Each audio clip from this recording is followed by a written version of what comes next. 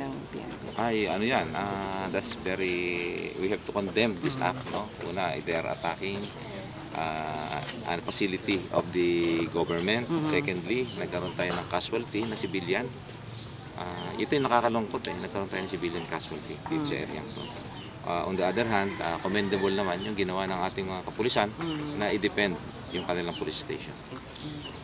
Kalimitan sa mangyari, sir, kapag mayroong isang station na inattack, mayroong promosyon na o reward o award na matatanggap yung mga personahe.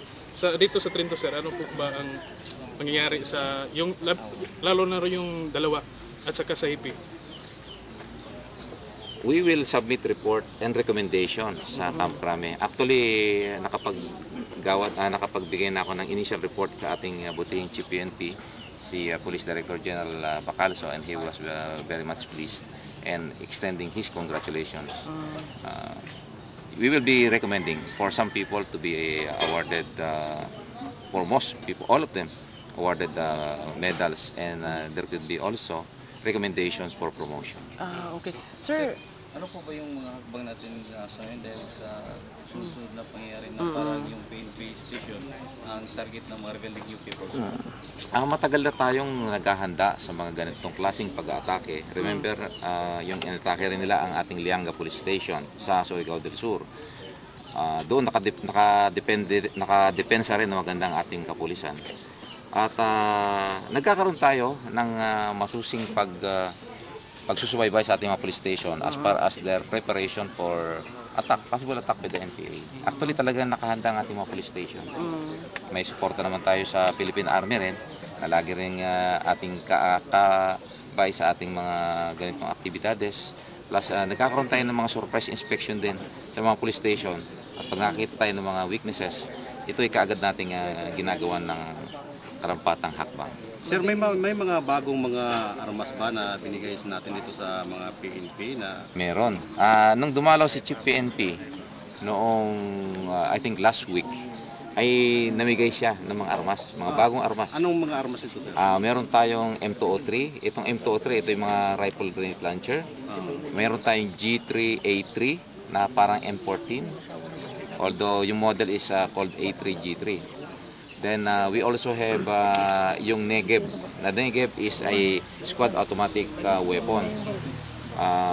Parang M60 yan. Na we can consider that light machine gun. And we also have new sniper rifles. okay. Sir, from January to July, sa area of responsibility niyo, ilan na ang mga stations niyo ang hinaras ng mga NPAs? Can you... Actually, hindi hinaras. Talagang full-blown attack. Okay. We have two. Yung Lianga nga at ito ang pangalawa. Okay, for the record lang, sir, ano po ba ang maibigay na assistance natin yung sa caretaker na namatay? Bibigyan natin siya ng, of course, financial support, no, sa pamilya.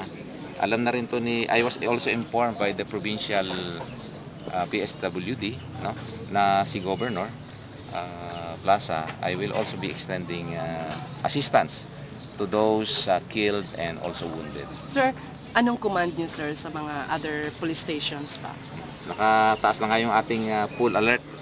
Simula pa noong bago magkaroon ng SONA. And it was reiterated yesterday. Kaya nga magandang at naka-alerto talagang pulis natin nung umatake ang NPA. So sa tingin niyo, paano ba talagang malimit nila bakit tinatarget ng mga NPA yung municipal station? Actually, hindi lang naman police station ang inaatake nila, no? Even military detachments. Of course, police and military convoys are also susceptible to ambush, etc. But ano yan depende sa kanilang plano kung anong binabalak nila. Lahat naman ito ay kinoconsider natin at pinaghahandaan. Aktibo rin ang ating intelligence units dito sa region at napipreempt natin ang kanilang mga plano. Sir, speaking of intelligence, sir, how come hindi to na... Actually, meron na tayong impormasyon, kaya nga nakahanda tayo. We monitored groupings of at least 3 front committees. At of course, hindi mo lang masabi kung kailan at saka eksaktong lugar. But all over the place, the Philippine Army will bear with me that we are doing something. Sir, may mga ibang information na ba, sir, na may ibang station na naman na atakein? May info ba kayo? Possible yan eh. Possible yan. So hindi ko lang pwede sabihin kung ano ang mga station na ito. But, Pero may ano na kayo? meron kaming mga informasyon. Ay, sige. Sir, At ito yung napipreempt natin. panawagan ninyo sa mga residents, sir.